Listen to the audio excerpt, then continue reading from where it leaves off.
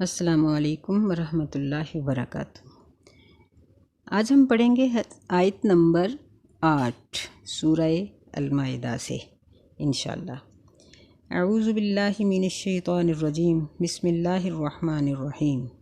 یا ایہا الذین آمنوا کونوا قوامین للہ شہداء بالقسط۔ اے ایمان والے لوگو، کھڑے ہو جاؤ اللہ کے لیے، کونو ہو جاؤ کھڑے ہونے والے اللہ کے لیے، شہداء گواہ بن کر۔ کس طرح؟ بالقسط انصاف کے ساتھ، یعنی اللہ کے لیے انصاف والی گواہی دینے کے لیے کھڑے ہو جاؤ، یعنی پوری قوت استعمال کر دو۔ ولا یجرمنکم شنآن قوم علی الا تعدلوا، اور نہ آمادہ کرے تمہیں کسی قوم کی دشمنی اس بات پر کہ تم عدل نہ کرو۔ اعدلوا عدل کرو، ہوا اقرب للتقوی، یہ تقوی کے بہت قریب ہے۔ واتقوا اللہ ان اللہ خبیر بما تعملون، اور اللہ سے ڈرو، بے شک اللہ تعالیٰ اس چیز کی خبر رکھنے والا ہے جو تم عمل کرتے ہو۔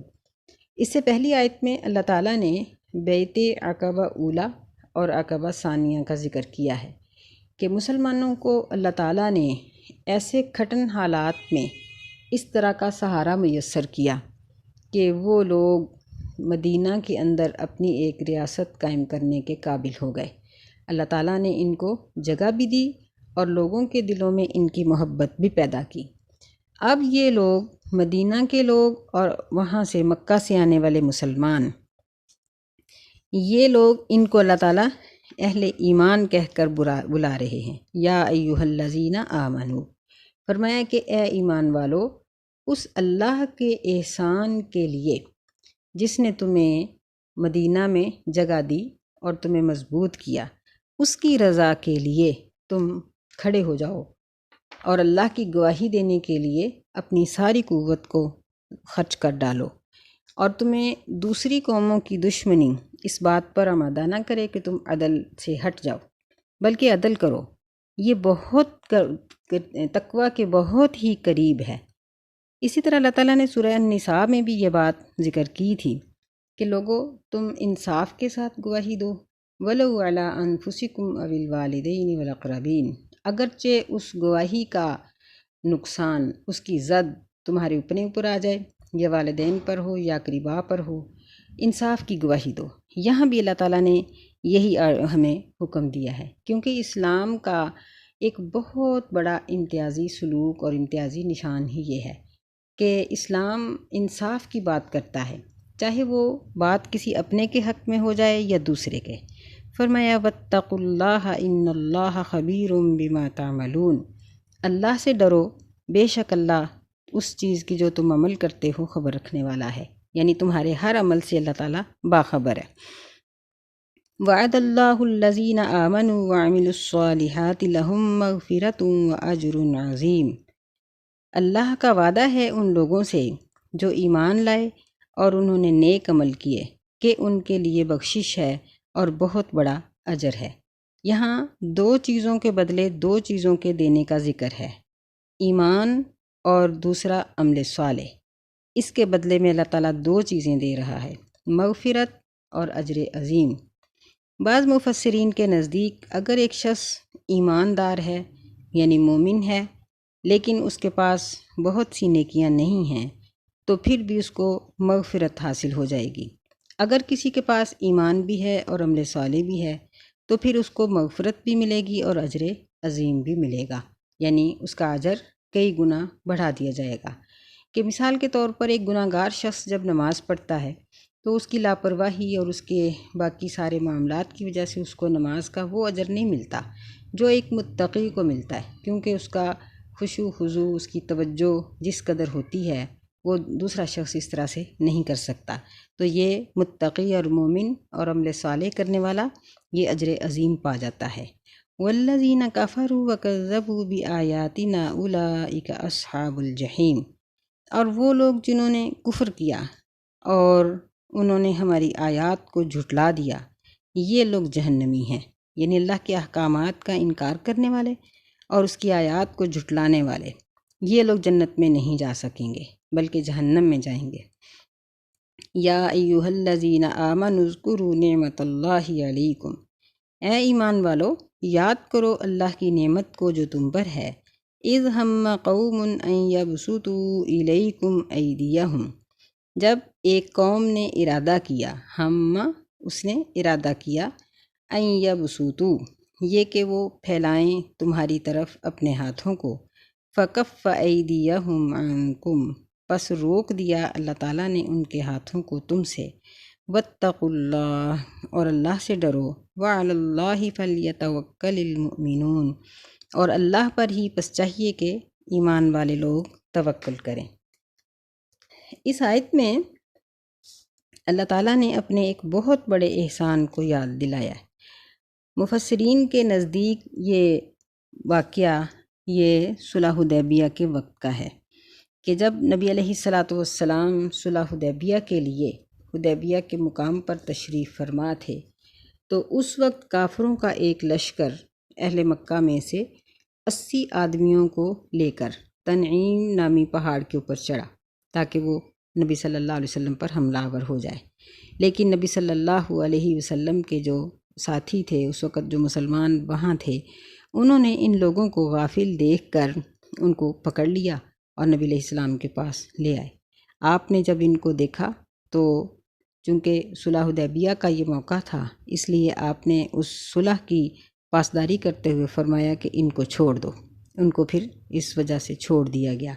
تو اللہ تعالیٰ فرماتے ہیں کہ اے ایمان والو، وہ اللہ کی تمہارے اوپر بہت بڑی نعمت تھی کہ جب ان لوگوں نے مسلمانوں پر حملہ آور ہونے کا ارادہ تو کر لیا تھا، لیکن اللہ تعالیٰ نے ان کے اس حملے کو ناکام بنا دیا، کیونکہ جب مسلمانوں کو نبی صلی اللہ علیہ وسلم نے یہ حکم دیا کہ ان لوگوں کو چھوڑ دو، اور آپ کے حکم پر وہ لوگ جب چھوڑ دیے گئے تو وہ پھر سے بھی حملہ کر سکتے تھے، لیکن اللہ تعالیٰ نے ان کے دلوں کو، ان کے حوصلوں کو پست کر دیا اور وہ حملہ کیے بغیر واپس چلے گئے۔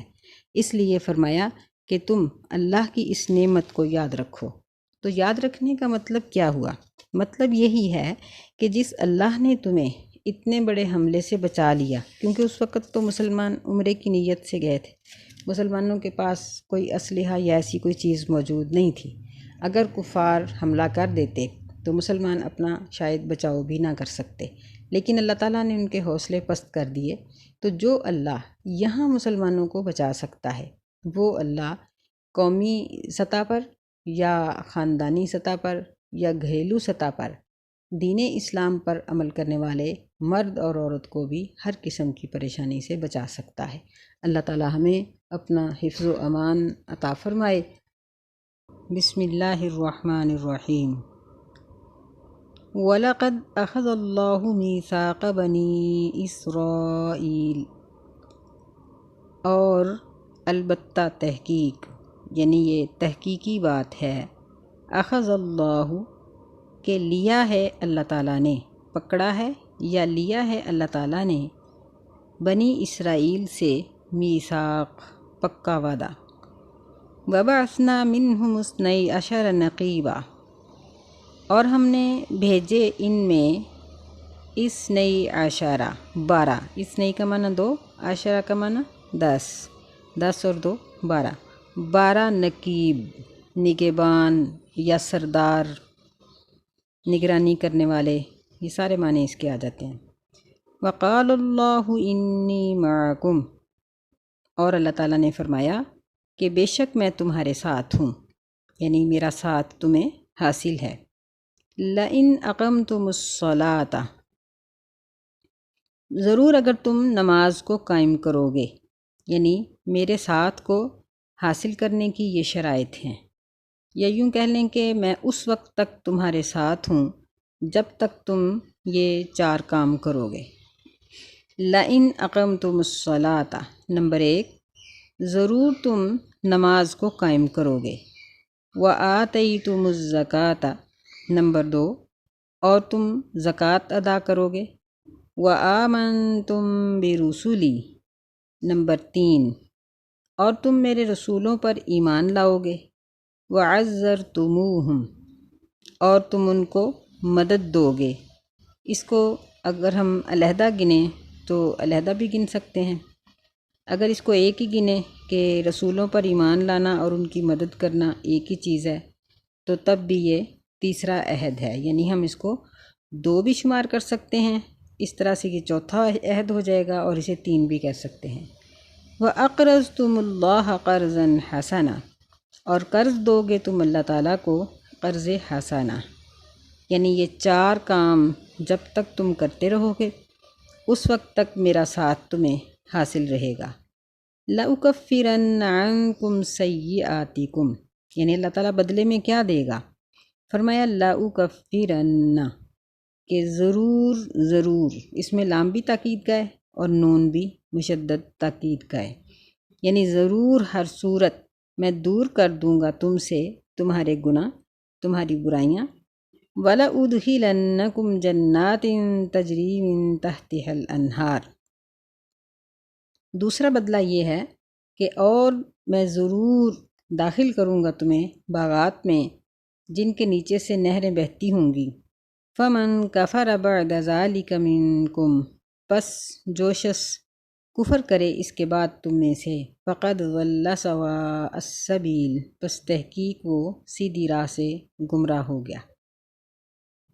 یہ صورت چونکہ عہد معاہدے کے ذکر سے ہی شروع ہوئی ہے اور اسی سلسلے میں اللہ تعالیٰ نے اس میں حلال اور حرام کے جو معاملات ہیں ان کو ذکر کرتے ہوئے بنی اسرائیل کا تذکرہ شروع فرمایا، کیونکہ ان لوگوں کے اوپر بھی باقی امتوں کی طرح کچھ چیزیں حلال اور حرام کی گئی تھیں، اور اللہ تعالیٰ نے اپنی رحمت واسعہ کی وجہ سے ان پر بھی حلال کا دائرہ وسیع رکھا تھا۔ چند چیزیں حرام تھیں، باقی سب حلال تھیں، لیکن ان کی نافرمانیوں کی وجہ سے ان پر سختی کی جاتی رہی، حتیٰ کہ ان کے اوپر حرام چیزوں کا دائرہ وسیع ہو گیا اور حلال چیزیں تھوڑی رہ گئیں۔ تو اللہ تعالیٰ اس چیز کا تذکرہ فرما رہے ہیں کہ ہم نے ان کے اندر ایک تو 12 نقیب بھیجے، یعنی یہ بھی ان کے اوپر اللہ تعالیٰ کی ایک رحمت تھی کہ ان کے اتنے نگران تھے۔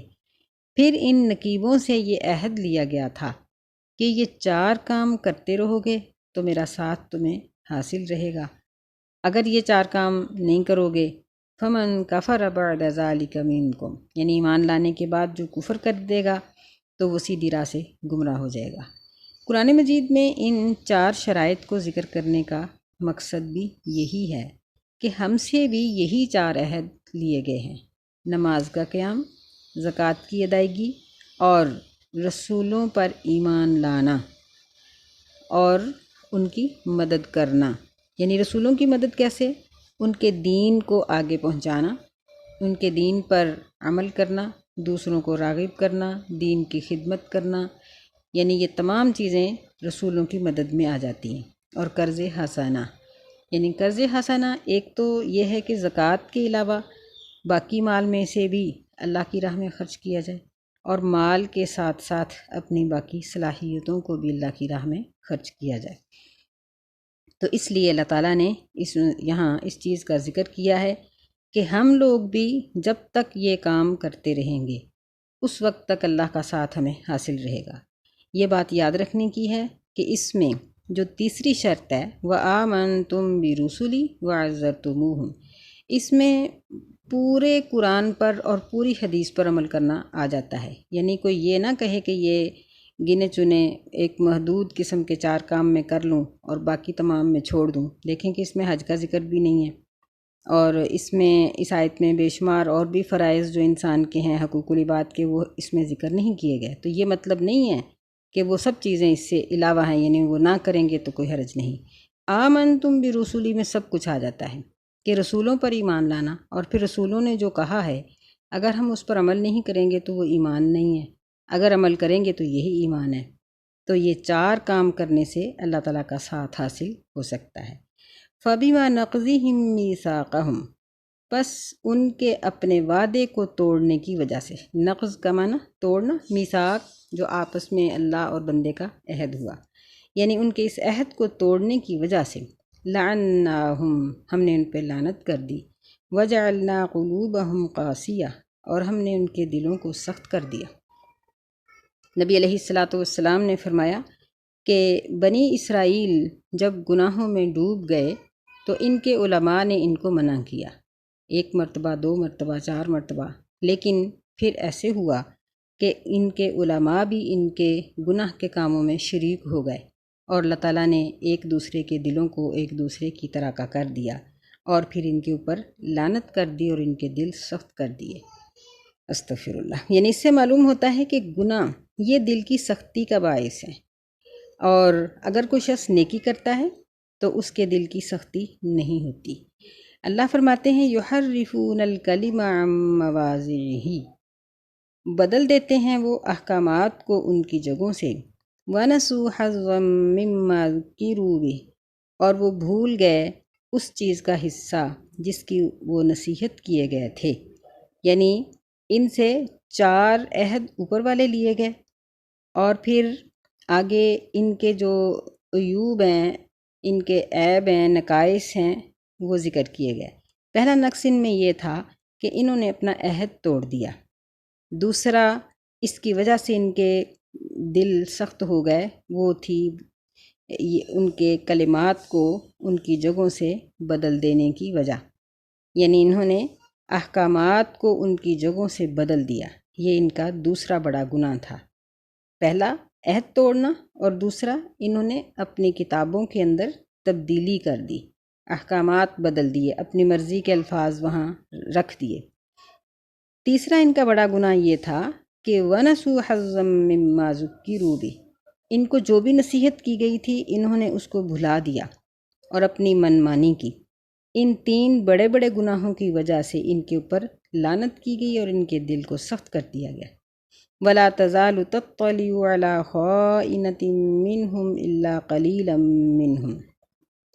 لا تزالو، زال یزولو کا معنی ہے ٹل جانا، ہٹ جانا۔ جب لا آ جائے تو پھر اس کا معنی ہمیشگی میں آ جاتا ہے، اور ہمیشہ ہی اطلاع پاتا رہے گا تو علی خائنۃ منہم، ان کی خیانت پر، الا قلیلا منہم، مگر ان میں سے چند تھوڑے۔ فاعف عنہم، پس ان کو معاف کر دو، واصفح، اور درگزر کرو، ان اللہ یحب المحسنین، بے شک اللہ تعالیٰ پسند کرتا ہے نیکی کرنے والوں کو۔ یعنی یہ قرآن مجید کا ایک معجزہ ہے کہ اللہ تعالیٰ نے فرمایا کہ یہ ہمیشہ اپنی کتاب میں خیانت کرتے ہی رہیں گے، اور اللہ تعالیٰ کا یہ کلام آج بھی سچا ہے کہ ہر 2-4 سال گزرنے کے بعد یہودیوں کی اپنے کتابوں کے اندر، اپنے مذہب کے اندر کوئی نہ کوئی خیانت نشر ہو جاتی ہے، منظر پہ آ جاتی ہے کہ اب انہوں نے اپنے فلاں حکم کو بھی بدل دیا ہے۔ یعنی ان کی یہ خیانت کا سلسلہ قیامت تک جاری ہی رہے گا۔ الا قلیلا منہم، مگر ان میں سے تھوڑے، جس طرح سیدنا عبداللہ بن سلام تھے اور ان کے چند ساتھی تھے، یہ لوگ ایسا نہیں کرتے تھے، اور جو ایسا نہیں کرتے تھے وہ پھر مسلمان بھی ہو گئے۔ فرمایا فاعف عنہم، بس ان کو معاف کر دو اور درگزر کرو، کیونکہ ابھی جنگ لڑنے کا حکم نہیں ملا تھا، اس لیے اللہ تعالیٰ نے معافی کی بات کی ہے۔ بے شک اللہ احسان کرنے والوں کو پسند کرتا ہے۔ دوسرا، غیر مسلم کے ساتھ معافی اور درگزر کا معاملہ اس وقت بھی کیا جا سکتا ہے جب ان کے مسلمان ہونے کی امید ہو۔ وَمِنَ الَّذِينَ قَالُوا إِنَّا نَصَارَى، اور ان لوگوں میں سے جنہوں نے کہا کہ بے شک ہم عیسائی ہیں، یعنی پہلے یہودیوں کی بات ہوئی، اب عیسائیوں کی۔ أَخَذْنَا مِيثَاقَهُمْ، ہم نے ان سے بھی عہد لیا، فَنَسُوا حَظًّا مِّمَّا ذُكِّرُوا بِهِ، بس وہ بھی بھول گئے اپنا حصہ اس چیز سے جس کی ان کو نصیحت کی گئی تھی۔ یعنی انہوں نے بھی اپنے نبی کی اور باقی انبیاء علیہم السلام کی نصیحت اور ان کی تعلیمات کو نظر انداز کر دیا۔ فَأَغْرَيْنَا بَيْنَهُمُ الْعَدَاوَةَ وَالْبَغْضَاءَ إِلَى يَوْمِ الْقِيَامَةِ، فَأَغْرَيْنَا، پس ہم نے ڈال دی ان کے درمیان دشمنی اور بغض قیامت کے دن تک۔ یعنی عیسائیوں کو ان کے گناہ کی سزا یہ ملی کہ ان پر یہودیوں کی طرح مشترکہ اور یعنی جامع قسم کے عذاب تو نہیں آئے، لیکن ان کے اندر بغض اور عداوت ہمیشہ کے لیے رکھ دی گئی کہ یہ لوگ آپس میں ہی لڑتے مرتے رہتے ہیں۔ وَسَوْفَ يُنَبِّئُهُمُ اللَّهُ بِمَا كَانُوا يَصْنَعُونَ، اور ان قریب اللہ تعالیٰ ان کو خبر دے گا اس چیز کی جو وہ کرتے تھے۔ یعنی نبی علیہ السلام کی تعلیمات کے ذریعے بھی ان کے تمام کرتوت ظاہر کر دیے جائیں گے، اور پھر ان کے مرنے کے بعد بھی ان پر واضح کر دیا جائے گا کہ یہ کیا کر کے آئے ہیں۔ یا اہل الکتاب قد جاءکم رسولنا یبین لکم کثیرا مما کنتم تخفون من الکتاب ویعفو عن کثیر۔ اس آیت میں اللہ تعالیٰ نے اہل کتاب کو خود مخاطب فرمایا۔ یہی قرآن مجید کا ایک بڑا بہترین انداز ہے کہ غائب سے حاضر اور حاضر سے غائب، اس طریقے سے اس میں اللہ تعالیٰ کی کلام درج ہے کہ انتہائی مؤثر ہو جاتی ہے یعنی یہ طریقہ بہت تاثیر رکھتا ہے۔ اللہ تعالیٰ فرماتے ہیں کہ اے اہل کتاب یعنی اے یہود و نصارہ، تحقیق آیا ہے تمہارے پاس رسولنا ہمارا رسول صلی اللہ علیہ وسلم، یبین لکم وہ بیان کرتا ہے تمہارے لیے، کثیرا مما کنتم تخفون من الکتاب بہت سی وہ چیزیں جو تم چھپاتے تھے کتاب میں سے، یعنی تمام مسائل نبی صلی اللہ علیہ وسلم نے ذکر کیے۔ نبی علیہ السلام نے کوئی بھی تعلیم اللہ کی چھپائی نہیں، اور اس میں بہت سی ایسی چیزیں بھی تھیں جو یہود و نصارہ نے چھپا رکھی تھیں۔ وَيَعْفُو عَن کثیر اور وہ معاف کرتا ہے زیادہ کو، یعنی اللہ تعالیٰ نے ابھی تو تمہاری بہت سی خامیاں اور خرابیاں معاف کر دی ہیں۔ قَدْ جَاءَكُم مِّنَ اللَّهِ نُورٌ وَكِتَابٌ مُّبِينٌ تحقیق آیا ہے تمہارے پاس اللہ تعالیٰ کی طرف سے نور اور بیان کرنے والی کتاب۔ یہدی بہ اللہ من اتبع رضوانہ سبل السلام ہدایت دیتا ہے اس کے ساتھ اللہ تعالیٰ ہر اس شخص کو اتبع جو پیروی کرتا ہے رضوانہ اللہ کی رضامندی کی، اس کو اللہ تعالیٰ ہدایت دیتا ہے سبل السلام سلامتی کے راستوں کی طرف۔ وَيُخْرِجُهُم مِّنَ الظُّلُمَاتِ إِلَى النُّورِ بِإِذْنِهِ وَيَهْدِيهِمْ إِلَى صِرَاطٍ مُّسْتَقِيمٍ اور نکال دیتا ہے ان کو اندھیروں سے، گمراہی کے اندھیروں سے، ہدایت کی روشنی کی طرف، بِإِذْنِهِ اپنے حکم سے، وَيَهْدِيهِمْ اور رہنمائی کرتا ہے ان کی، ہدایت دیتا ہے ان کو سیدھے راستے کی طرف۔ اس سے پہلی آیت میں اللہ تعالیٰ نے فرمایا کہ تمہاری طرف نور اور بیان کرنے والی کتاب آئی ہے۔ بعض لوگوں نے یہاں نور سے مراد نبی صلی اللہ علیہ وسلم کی ذات اور کتاب مبین سے مراد قرآن مجید لیا ہے، لیکن حقیقت اس طرح نظر آ رہی ہے کہ دیکھیں کہ جاءکم اس میں جاء یہ فعل ہے، کم اس کا یہ مفعول ہے، تمہارے پاس آیا ہے اللہ تعالیٰ کی طرف سے نور، یعنی نورن یہ فاعل ہے اور کتاب مبین یہ دونوں اس کی صفت ہیں، اعراب دیکھنے میں دونوں کا برابر ہے، یعنی تمہارے پاس ایک ایسی کتاب آئی ہے جس میں نور ہے اور وہ بالکل واضح اور روشن کتاب ہے۔ اس تفسیر کی ایک دلیل بہت بڑی یہ ہے کہ آگے اللہ تعالیٰ فرما رہے ہیں کہ یہدی بہ اللہ، بہ یہ واحد کا صیغہ ہے۔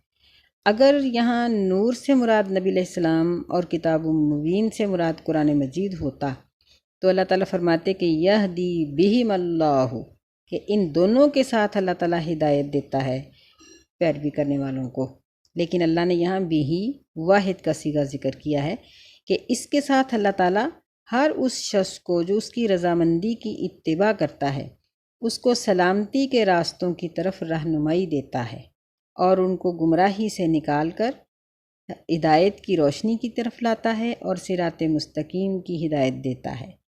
لقد کفر الذین قالوا ان اللہ هو المسیح ابن مریم البتہ تحقیق ان لوگوں نے کفر کیا جنہوں نے کہا کہ بے شک اللہ تعالیٰ وہی ہے مسیح بن مریم، یعنی مسیح جو مریم کا بیٹا ہے وہی اللہ ہے، نعوذ باللہ من ذالک، یعنی یہ عیسائیوں کا عقیدہ ہے کہ وہ بعض اوقات تو یہ کہتے ہیں کہ اللہ اور عیسیٰ علیہ السلام اور مریم علیہ السلام ایک ہی ہیں، اور کبھی کہتے ہیں کہ یہ تین مختلف ہیں، ان کے کچھ دھڑے بھی ہیں، ان کے کچھ فرقے ہیں، ان میں سے بعض تثلیث کے قائل ہیں کہ تین معبود ہیں، اور بعض کہتے ہیں کہ نعوذ باللہ اللہ ایک ہی ہے لیکن تین شکلوں میں ظاہر ہوتا ہے۔ دیکھا جائے تو دونوں فرقوں کی حقیقت ایک ہی ہے۔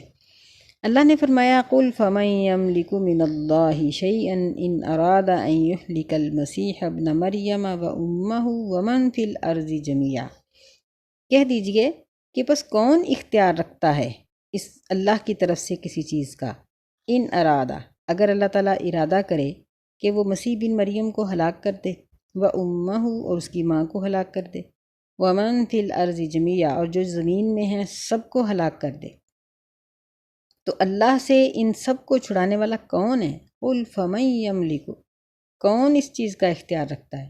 تو ظاہر بات ہے کہ یہ اختیار تو کسی کے پاس بھی نہیں ہے، جو اس بات کی واضح دلیل ہے کہ اللہ بذات خود ایک ہی معبود ہے۔ عیسیٰ علیہ السلام اور مریم علیہ السلام کا اللہ کی خدائی میں کوئی حصہ نہیں، کیونکہ وہ تو آسمان پر اٹھا لیے گئے اور ان کی والدہ محترمہ وفات پا گئی، تو اللہ تو زندہ ہے۔ اللہ تعالیٰ کے معمولات تو سارے اسی طرح جاری ہیں جس طرح پہلے تھے، اور جس طرح ان کی موجودگی میں تھے اسی طرح سے جاری ہیں۔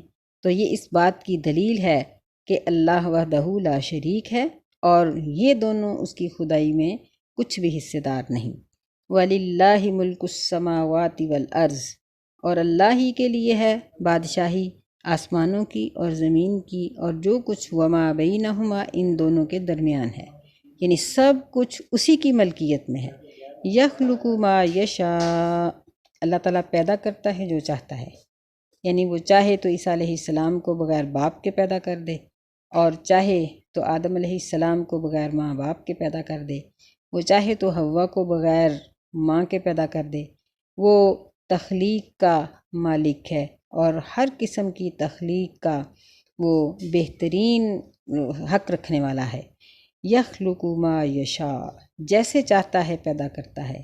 واللہ علی کل شیء قدیر، اور اللہ تعالیٰ ہر چیز کے اوپر قادر ہے۔ اللہ تعالیٰ نے ان آیات میں عیسائیوں کے عقیدے کا انکار کیا ہے۔ اللہ تعالیٰ ہمیں سمجھنے کی توفیق عطا فرمائے، آمین۔ السلام علیکم ورحمۃ اللہ وبرکاتہ۔